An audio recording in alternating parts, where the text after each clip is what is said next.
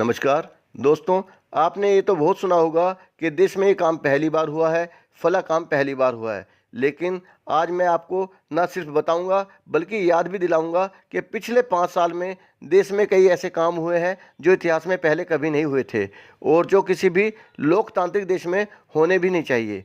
ये बातें आपको ज़रूर पता होनी चाहिए अगर आप देश के जागरूक नागरिक हैं तो। यह तथ्य न सिर्फ आपको सोचने पर मजबूर कर देंगे बल्कि आपकी राजनीतिक समझ को भी बढ़ाएंगे। आगे बढ़ने से पहले आपसे रिक्वेस्ट करूंगा कि मेरे YouTube चैनल देशभक्त को सब्सक्राइब करें, साथ में बने घंटी के निशान को क्लिक करें और इस वीडियो को ज़्यादा से ज़्यादा शेयर करें।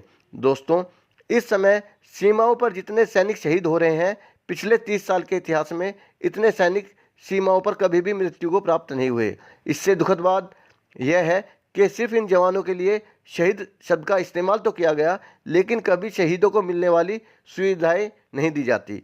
भारतीय इतिहास में पहली बार ऐसा देखा गया जब देश के दर्जनों विद्वानों, वैज्ञानिकों, कलाकारों और बुद्धिजीवियों ने सरकार के द्वारा दिए गए बड़े बड़े अवार्ड्स यह कह के वापस कर दिए कि लोकतंत्र खतरे में है और देश के अंदर असहिष्णुता अपनी चरम सीमा पर पहुंच गई है।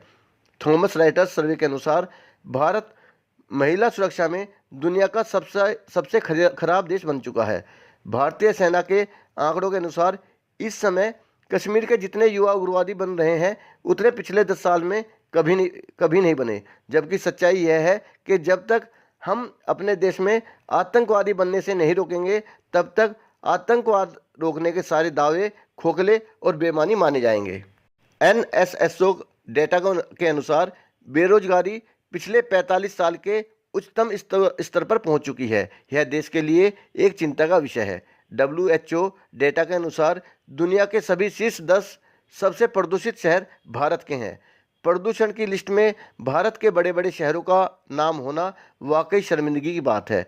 इंडिया स्पेन डेटा के अनुसार मोदी जी के प्रधानमंत्री बनने के बाद गौ मांस का एक्सपोर्ट सबसे ज़्यादा बढ़ गया है और गायों से जुड़ी हुई हिंसा भी सबसे ज़्यादा हो रही है। पिछले कुछ सालों में भारतीय किसानों को 18 सालों में सबसे खराब फसल की कीमतों का सामना करना पड़ रहा है। इससे किसानों की हालत पहले से भी ज़्यादा दयनीय हो गई है। एशिया में सबसे घटिया प्रदर्शन करने वाली मुद्रा भी इस समय भारत का रुपया है। मार्केट का डेटा इस तथ्य की साफ साफ पुष्टि करता है।